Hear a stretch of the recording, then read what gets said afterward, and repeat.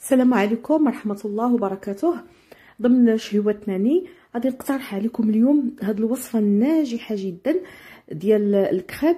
يعني وصفة جميلة وكتعطي واحد الكمية كبيرة، والاهم ان كنحصلوا على واحد الكريب اللي خفيف بزاف. يعني ماشي داك الكريب اللي كتحس فيه ثقيل ولا مدقص ولا معجن شويه، لا، هذا كيجي خفيف وناجح. واساسا هذه وصفتي المعتمده بواحد الاضافه تتخلي يعني الخليط عندنا خفيف وكتير، وكذلك كيجي مهوي. يعني اهم حاجه انه كيجي مهوي.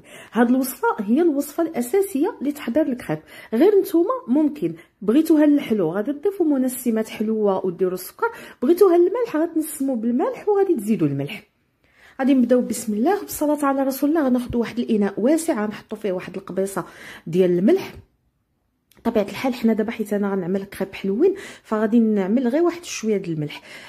غادي نضيفوا 3 ديال البيضات، وعندنا السكر غنضيفوا 3 المعالق كبار ديال السكر. وغادي نضيف 2 الاكياس ديال السكر فاني. لازم تنسموهم مزيان، اولا تقدروا تعملوا القشور د الحامض، القشور د البرتقال، يعني التنسيمه كتبقى لكم لرغبتكم. والسكر انا ما كثرتوش لان مازال غنعمل الحشو حلو. غادي نضيف 2 معالق كبار ديال زيت المائده. وهنا غادي نبقى نضيف الحليب. بالنسبه للحليب طبيعه الحال البيض والحليب كيكونوا في الحراره ديال الجو. غادي نضيف واحد الكاس كبير ديال الحليب. بالنسبه للكاس هنا انا باش بديت العبار هذا اللي فيه 240 مليلتر، يعني ربع لتر. الا بغيتوا تقللوا المقادير فغادي تعملوا بكاس العنبه وغادي تعملوا 2 بيضات. ضفت هنا الكاس الاول وضفت الكاس الثاني، يعني 2 كيسان كبار ديال الحليب، وضفت معلقه كبيره ديال الخل. وهنا غنبدا نضيف الدقيق. غادي نضيف الكاس الاول طبيعه الحال كما كتلاحظوا راه نفس الكاس باش عبرت الحليب هو باش كنعبر الدقيق. هنا ضفت الكاس الاول بطبيعه الحال. غادي تغربلو مزيان وغادي تبداو تخلطوا. غادي تخلطوا هكذا بالمضرب اليدوي حتى يذوب داك الدقيق في داك الخليط السائل. وعاد باش كتضيفوا الكاس الثاني. الا لاحظتوا انا راه ما كنخدمش الخلاط الكهربائي، يعني الكاس ديال العصير ما كنخدموش، ما كنصوبش به الكريب، لان كيعطي واحد القوام انا ما كيعجبنيش. هكذا بالمضرب اليدوي كيجي احسن.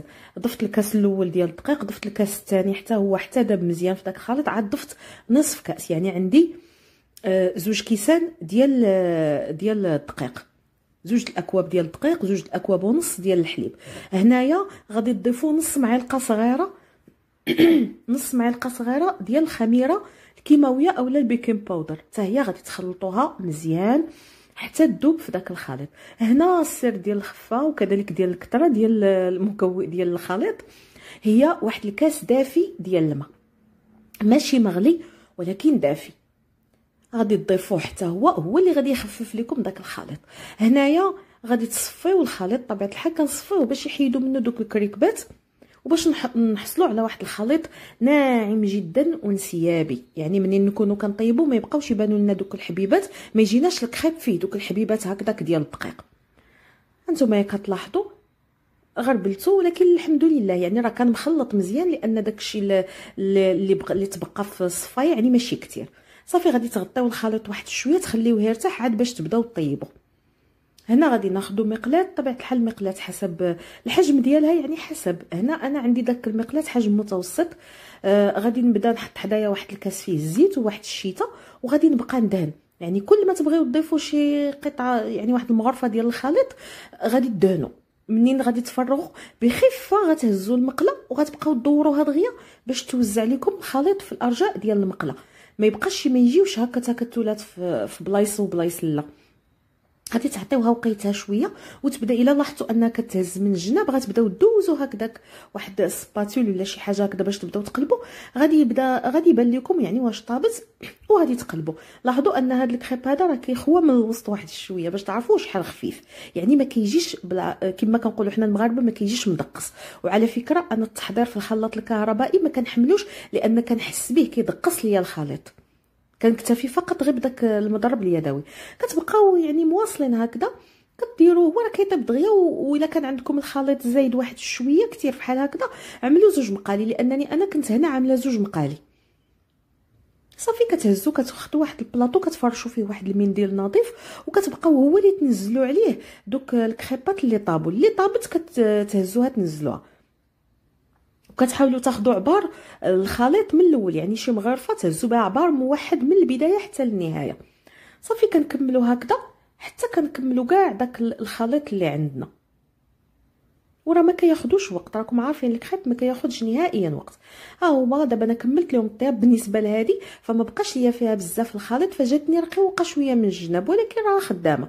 وهانتوما كتحسبوا معايا شحال من وحده، راه عطاني يمكن 17، ما عرفتش واش 17 ولا 18، واش 17 بهذيك الاولانيه اللي وريتكم اللي جات ناقصه اولا 18.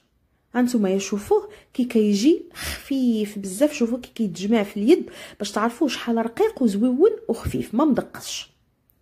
وحتى الكريب فاش كتكونوا كتاكلوه كتحسوا به خفيف بزاف ومهوي، يعني ما هاش العجينه. هادشي اللي بغيت نقول، يعني كاين بعض المرات الكريب كتحسوا بهم هازين العجينه، وكتحسوا بهم حتى واحد المساله اخرى ما كيجيش مقروش يعني قاصح، كيجي ناعم زوين وخفيف في اليد. هانتوما شوفوا ما شاء الله المقدار اللي عطاتني، يعني هذا الخليط هاد المقادير كتعطي ما شاء الله هاد الكميه كبيره.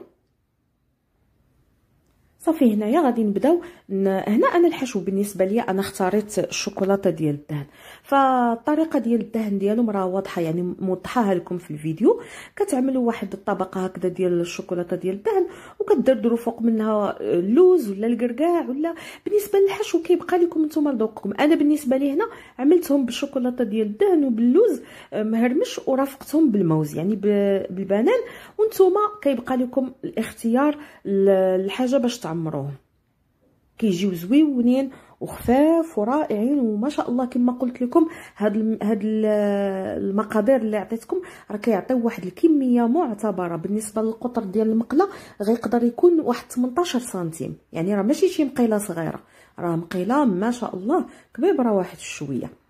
كما كتلاحظوا كملت هنايا الحشو ديالهم وزدت درت عليهم خويطات ديال نوتيلا ديال الشوكولاته ديال الدهن، وزدت المزيد من الفاكهه. يعني افضل طريقه تخليو وليداتكم ياكلوا الفواكه هي هذه المساله ديال الكريب ولا البانكيك. كتقطعوا بزاف ديال الفاكهه وكترفقوا بها الاطباق ديالهم، كتحطوها لهم مع باش كياكلوها لكم. يعني لو عندكم الكيوي دابا الخوخ المشماش اي فاكهه يعني حسب الموسم قطعوها لهم يعني كثيره شويه وديروها لهم في الطبق وحطوا لهم معها القدر ديال الكريب اللي غادي تعطيوهم، وراه كيدوزوها. يعني راه حتى الكبار في الحقيقه راه كدوز ليا انا الفاكهه بهذه الطريقه هذه. وصفه جميله ورائعه، كنتمنى تعتمدوها يعني وتخليوها عندكم لانها ناجحه جدا، وكما اشرت كتعطي واحد المقدار معتبر من الكريب.